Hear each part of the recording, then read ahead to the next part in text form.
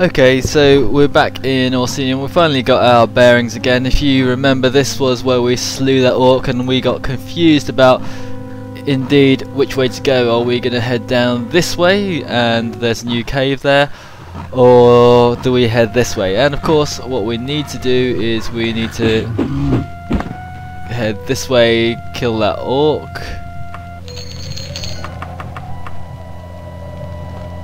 And I think we head down this way, just search around, look for a door, open that door. Yep, and this is the new place where we need to be. I thought we had to go through the other cave entrance, but no, you just go through two cave sections and into this new area where the corridor walls change.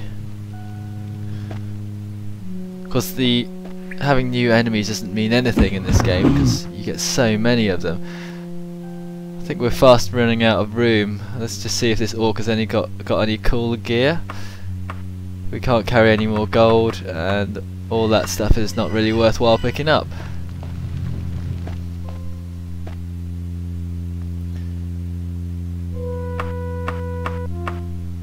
So we just carry on down this corridor. I think we don't need to go back all the way anymore. Certainly going the right way this time.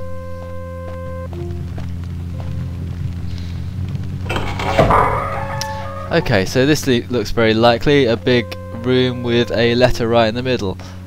Now obviously there's going to be a trap, but none of these traps are very effective. As we approach, we get orcs coming through. And they're just normal orcs, so we can slay them really quite quickly in around about 2 hits each. Anyhow, there's probably one orc hanging around who's stuck somewhere. Let's see what these guys have. 50 gold. Is that steel? That looks like steel. Looks better than the other armor. Looks better than elven armor in my opinion.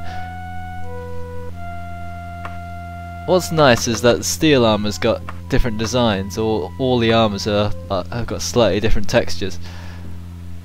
Can we pick this up, or is it going to be too heavy? Oh, that piece of paper is too heavy. That letter's far too heavy to carry.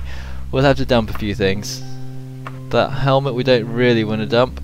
We might have to dump these boots, or should we dump some gold?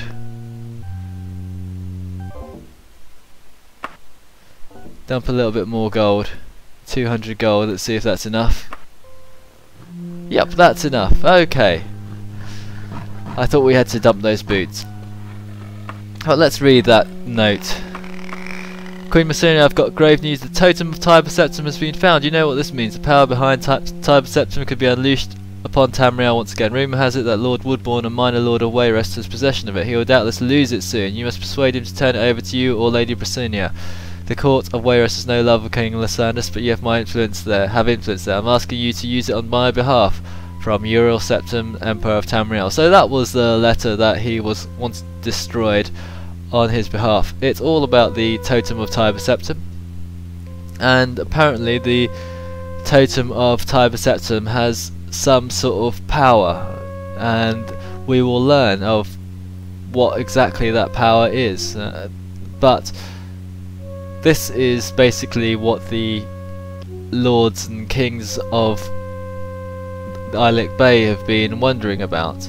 It's not about just warring for the sake of it, but they've been assassinating each other, backstabbing each other, because they all want the Totem of Tiber Septim, because in the end that will be able to grant them a great deal of power.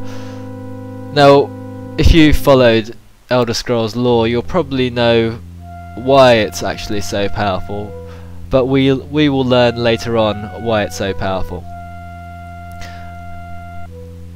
You get told by the characters, but you also get further clarification if you are a member of the Magus Guild or if you're a good friend of the Necromancers.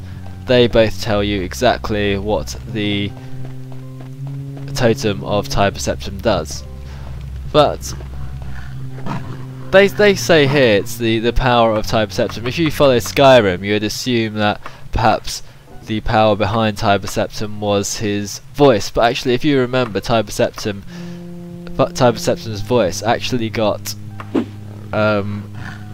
cut. He literally had his throat cut by a assassin, and so he lost that kind of Greybeard's power of his voice. And the way that he dominated Tamriel was in another way altogether. He actually made for some reason he was generally good at war, and he made a pact with Morrowind, with Vivek, and they took control of this giant called Numidium. And this is really the power behind Tiber Septim, and this is how he dominated the world, how he took over Somerset Isles, and how he took over the rest of the world. I guess the Somerset Isles and the High Elves are really the only other power in the land, but it's the Numidium that all these little lords and ladies are after. Once they get control of the Numidium, then they have power over the rest of the land. And that letter that the Emperor actually sent to the Queen of Daggerfall was to sort of use the court's influence to give the Emperor Tiber Septim's totem, and this totem is in the possession of this guy called Lord Woodbourne of Wayrest. And if you haven't put two or two together, Lord Woodbourne was the one, well, we'll find out later who he is, but he's a noble of Wayrest, and of course Wayrest were the people who assassinated King Lysandus, so you'd assume that perhaps King Lysandus actually had the totem at one point. Anyway, let's get in here and we can speak to my Nessia for the last time and tell her the news. So, Cat, this letter's dangerous. Gortwalk had undoubtedly sold copies of it to everyone from Wayrest to the Underking. All the powers of Eilic Bay will be embroiled in war over the totem. He stands to gain quite a lot. Go now, you've done your job. I'm sure the totem will find its way into your life somehow. You seem to have a knack for such things. Just remember, the only safe master of the totem is the Emperor. Okay, so we've just been told what I was talking about. We were talking about the powers of the Eilic Bay essentially have been in secret war over this totem. They all want control of this totem. And Gortwalk, even though he's supposed to be a good orc, has let everyone know, and everyone is anxious to get hold of it. And Lord Woodbourne, of course, is going to lose possession of it, and by lose possession in that he's going to be probably killed at some point. And if you didn't know that, we're probably going to be the instrument of that at some point. But anyway, we've discovered what's happened to the letter. That's mission 2 of our original missions done. Now we have to exercise the ghost of Lysandus. Now, if you remember Medora, all that while what have we got? A street urchin races up, calling message for Cat the Elf from a man in grey. Child runs off before you can grab him, leaving you holding a note. That is interesting. So let's see what that note reads. Cat, you don't want to be dead as Lysandus. Stop your investigations immediately. Do you really want to risk your life for a dead man? You are being watched. So that's an open threat to myself. Okay. But yeah, what we want to do now is, one mission that we've got is that we've got to go back to Medora, who's been brewing up that potion.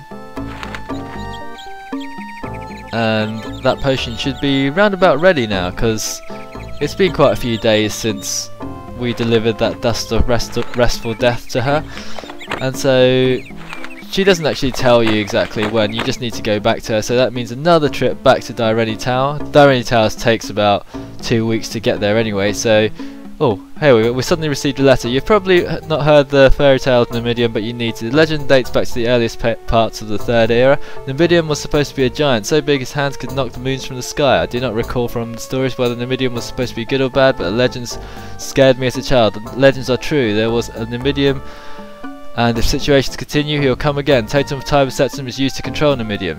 However, legend has it that the great Numidium lost his Mantellan heart, whatever that is, in the final with Tiber Septim's battle mage. Until his heart is found, the totem is useless. So you also need the Mantellan heart as well. It should read in the final battle, but again, that is again a typo that they commonly have in Daggerfall.